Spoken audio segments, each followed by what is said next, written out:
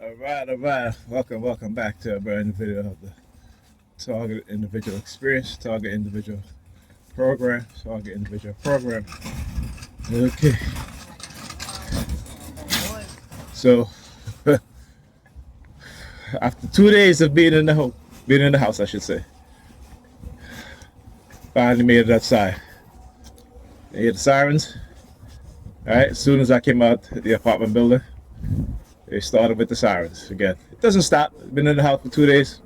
Remote monitoring, use of sirens in a very subtle form. You know, very low in terms of volume level, but just as frequent. You know, particularly when, like I said, when it comes to me interacting with certain things in the home.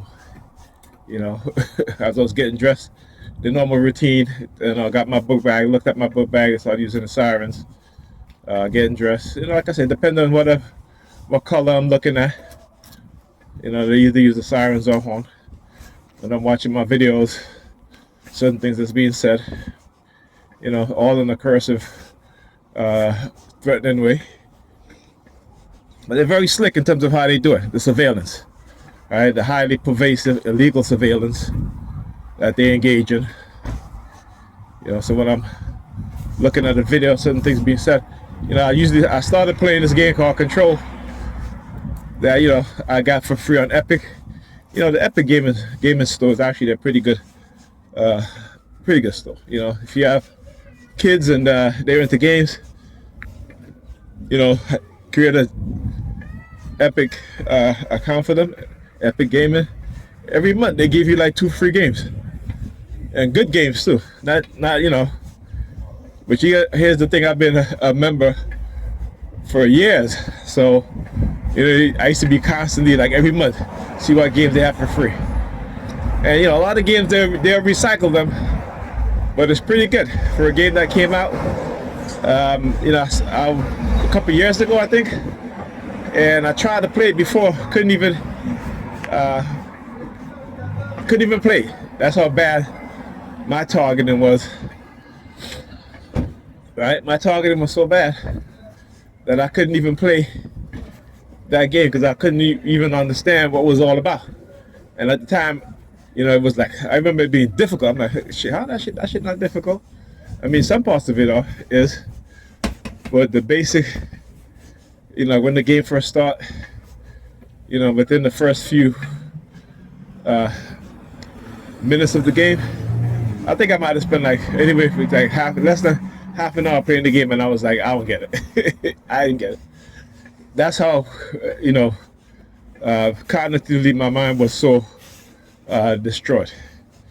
Yeah, I couldn't even figure some of the shit out, even though it was very, very, you know, I think what it was for me was the whole concept of, you know, you have certain abilities, and one of these abilities is what they call a melee, but it's not really a melee.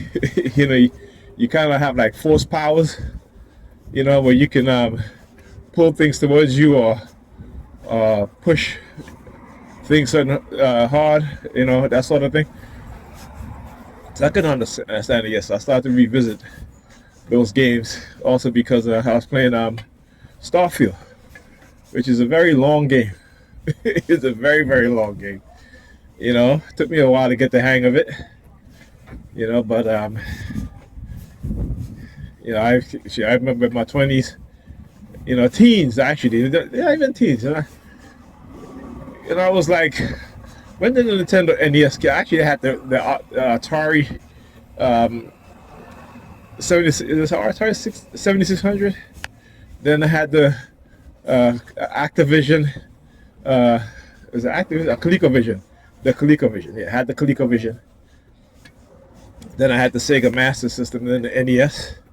Or was it the NES first, then the Master System? So, you know, been always playing video games. And I have something to do. Particularly what it helps me as a TI. And I think all TI should at least get into playing some kind of games, because, you know, it just give you practice to have hand-eye coordination, also with your memory. Because sometimes I remember where it is. I'm like, did I been here before? Maybe not. Couldn't remember. So, sorry. New York Fecal Department. You know, and it's just one of those things that, you know, I mean, like I said, I'm not addicted to video games, but when I was younger, certain games, I'll play for hours. It depends. It depends. All right, but then again, that's all. That's anyone that's into those things. But the main purpose, like I said, is also now is your TI, because when you suffer from cognitive damage, memory, your alertness, the insomnia. Also, my daughter recently started displaying insomnia, where she can't sleep. So she's up all day. Her mother I spoke to her mother, she was like, yeah, she was up all night again. When I talk about the effect of being hit with radio and microwave frequency weapons, or the weaponized version of the electromagnetic spectrum, insomnia is something. To have a 12-year-old child up for 48 hours, that's a direct result of being hit with microwave radio frequency. All right, because I know like I said, and when they start attacking me a lot lately, this is what happens. So, like I said, I just gotta keep documenting and gathering my evidence. And as TI, we all gathering evidence, because if and when this stuff comes out, it doesn't matter if it's the next decade or 2, 3, 4, 5 decades, what have you, it's gonna come out. It's gonna come out. By that, the U.S. government, when they experiment on you, what happens is they deny shit until the victims die. So that way, why is that? So that there will be no redress to the victims, right? The victims can't sue, because these things are highly classified, and so they get away with it, right? By denying these things exist. Okay? But we sure as hell know they do. We sure as heck know they do. So, loyal to death. I love when people say shit like that, because they don't really mean it. They don't mean that shit at all. It's always good talking points. Remember, always look at their action, not by what they say. Right? But go by their actions. But yeah, so now I gotta try and put my daughter back on track to sleep, which is gonna be very difficult. And I took her phone from her too, but she can't sleep. So it used to me taking her phone from her if she's unable to sleep.